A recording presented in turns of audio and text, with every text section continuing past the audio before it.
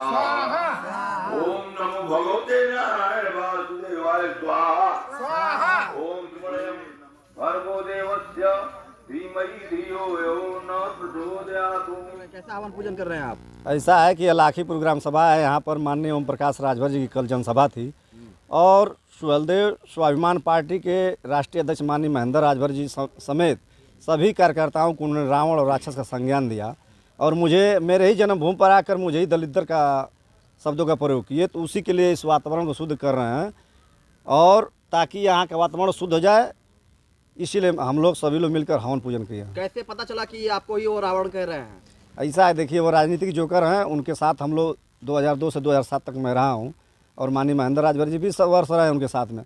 तो सारी चीज़ उनकी हम लोग प्रक्रिया जानते हैं कि कब वो क्या बोलते हैं और उनके बोलने का अर्थ क्या होता है। देखा गया जिस तरह इसी लाखीपुर में आपने उनका बैनर पोस्टर लगाकर विरोध किया, लेकिन इसी लाखीपुर में कल ओम प्रकाश राजभर जी आते हैं और काफ़ी जनसंख्या में उनके साथ लोग रहते हैं और दहाड़ के जाते हैं, इस पे क्या कहेंगे? ऐसा है, देखिए काफ़ी जनसंख्या तो नहीं थी, पूरे प्रदेश के लोग थे और यूपी 54 मऊ का नंबर है, लेकिन मऊ की बहुत कम गाड़ियाँ थी और जो राजनीतिक जो व्यापारी हैं, जो धनपशु हैं, वो लोग देख रहे हैं कि अब तो बाबा जी से मिल लिए, कहीं निगम मिल जाएगा हमको, कहीं निगम में मिल जाएगा, कहीं मंत्री बनवा देंगे, तो कभी किसी बोर्ड में रखवा देंगे, गठबंधन होगा तो टिकट उनका बेचने का सौदा करने का काम उनका है।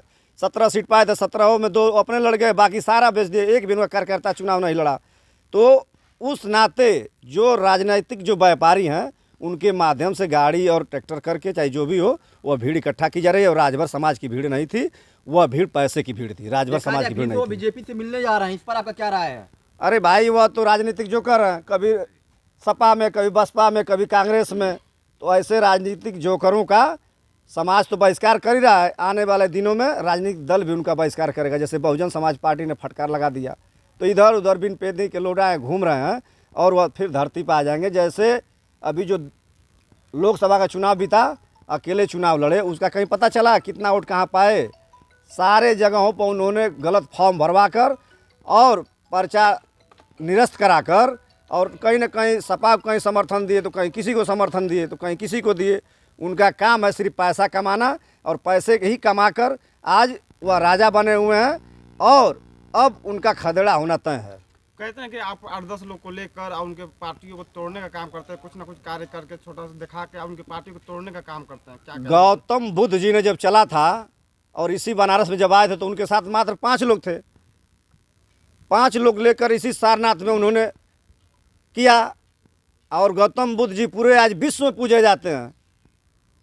तो ये 5 लोग क्या, एक ही बंदर ने रावण का लंका को जला कर खाक कर दिया। अभी तो वो 5 बता रहे हैं, बताने दीजिए उनको, जनसंख्या में पता चलेगी। लंका को जलाकर खाक करने पे तुले हुए हैं। कौन? आप? मैं नहीं, समाज, राजभर समाज तुल गया है उनके लंका को समाप्त करने के लिए। जो उनकी वंशवाद की राजनीति है, जो परिवारवाद की राजनीति है, वह उनको समाप्त करेगा। हम लोग क्या करेंगे? उनका कर्म उनको समाप्त, उनका कर्म ही था कि उनके रिश्तेदार थे, माननीय महेंद्र राजभर जी छोड़ के चले गए। उनके ही सगे रिश्तेदार थे डॉक्टर बलिराज राजभर जो हमारे पार्टी के प्रमुख राष्ट्रीय महासचिव हैं। तो कहीं ना कहीं उनका कर्म उनको लेके जा रहा है। वो तो कहते हैं अपने समाज के लिए मैं बहुत काम करता हूँ।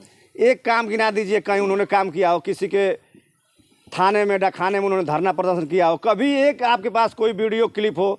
आरक्षण की जो हमारी समस्याएं 75 वर्ष से जो दबी हुई है, हमारे माँ बहनें सभी नौजवान को लेकर वह बहला फुसला कर रैली कराते हैं। कभी उन्होंने जंतर मंतर दिल्ली को घेरा हो, कभी उन्होंने विधानसभा घेराव किया, कभी नहीं।